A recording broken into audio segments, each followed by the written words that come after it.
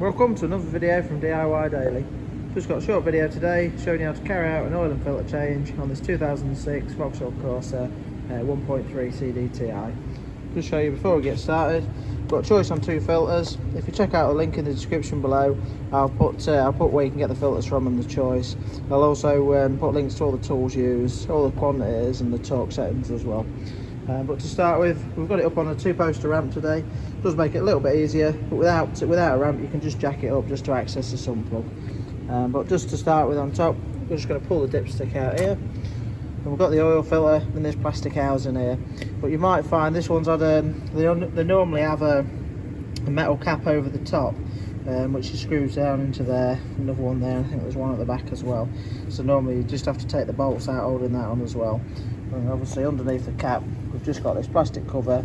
We've got a 27mm socket. We'll crack that off. Sometimes it can be a little bit tight, and we've got the filter in there. So to start with, we'll get that off, get the filter out, then we'll pop it up in the air and drain the oil out. We'll just take the cap off as well for the oil filler cap. Just got one of these short 27mm, they're quite handy for the oil filter caps.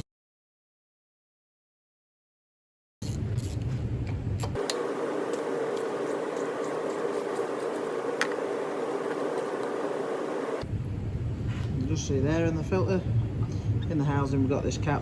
They do just clip on. You're just going to want to give it a little bit of a tug to pop it out, and give that a quick clean out, swap it over with the new filter and put a new seal on it as well.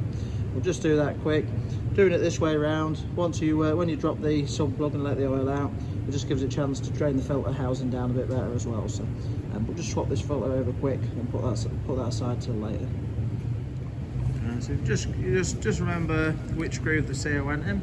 You just try to use like a little flat bladed screwdriver, just flick under there and just work the seal up. And then just grab a nice grip of the filter and just pop it out. And what we'll do is just compare that to the two filters just to get the right one. Just before we swap the filters and seal over, just going to give the housing a bit of a swill out with some brake cleaner.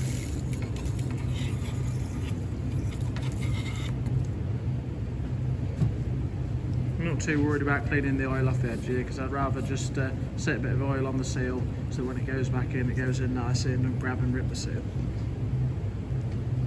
Just simply get the new filter, just line it up to the centre there and just pop it on until you hear it clip home. And all we're going to do now is just run a little bit of oil around the edge of the seal just so it goes on nicely. Seat that around the edge of your filter housing. You can just work it round and into your gap.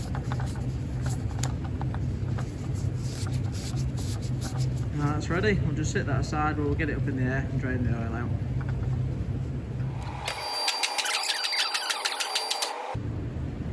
So now that we've got it up in the air, as you come underneath, this is the main sump pan here. You can just see, you come around the back, there's a sump plug here. And to do that, you're going to want a 12mm Allen key. You can get these built on a socket, or you can get these as part of a set, which is quite handy for a lot of sump plugs. So I'll put a link in the description below to a set of these. You can just see it's just comes here in a set of 6. So all we're going to need to use is that with a ratchet and just a socket to suit the I don't know what size it is, but 21mm socket just to suit the actual bit there. So we'll just crack that off, get the sump plug out and drop the oil down.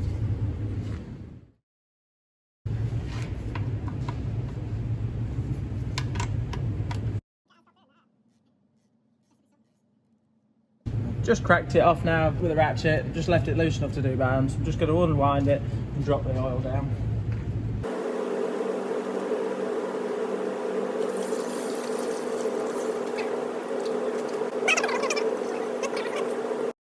I'm just going to leave that draining for about 5 minutes now. You can just see on these, the sump plugs don't actually have a seal because they're on a taper. You can just see it just chamfers inwards there. So all they do is nip up, tightens up, and that seals it up. So you can just refit that.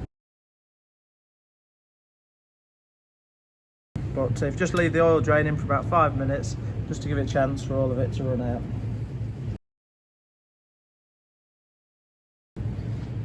Right, so we left the oil draining for about 5 minutes now. I'm just going to nip the sump plug back up, and the correct torque setting for it is 18 to 25 Newton meters.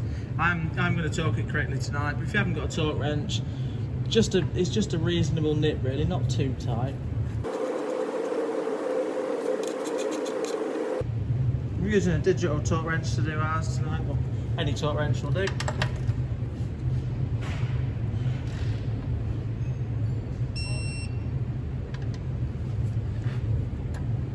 Now that it's torqued up, what I'm going to do is just give that a quick clean down with some brake cleaner. It just makes it a bit easier when you're running it up. Just come underneath quickly, just check it and make sure it's all sealed up and not leaking.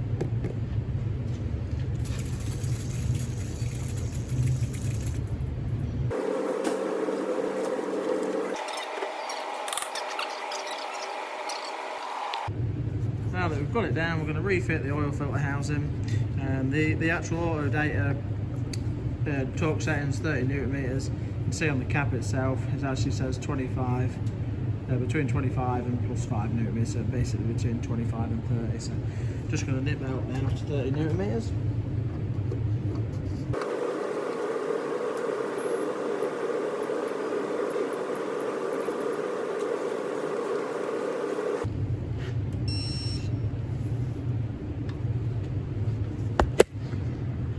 So that's the filter cap nipped up now. 30 Newton meters. It's not a mega nip, just a light nip really.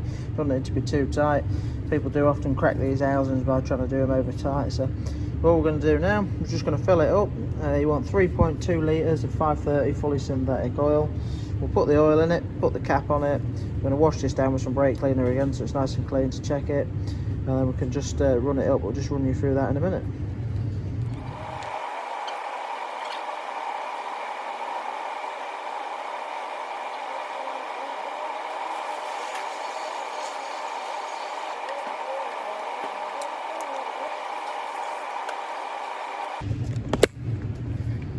So we've got that all filled up now. Just put the just give it a wash off with some brake cleaner as well.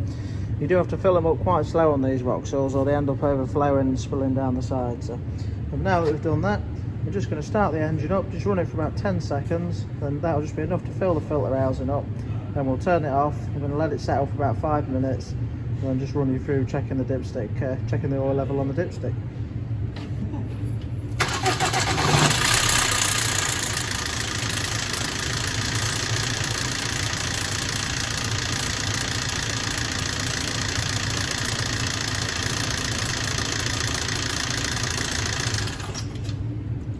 So when you first strike them up, you're quite rattly. Well, they just get the oil round, and it should only take a few seconds. If it goes on for a lot longer than that, there'll be an issue. So you want to be stopping it, but it should really just get it pumping round straight away. We're just going to leave that 5 minutes now. Just take the dipstick out just to let it breathe a bit and settle the level nicely, and then we'll just run through checking that in 5 minutes.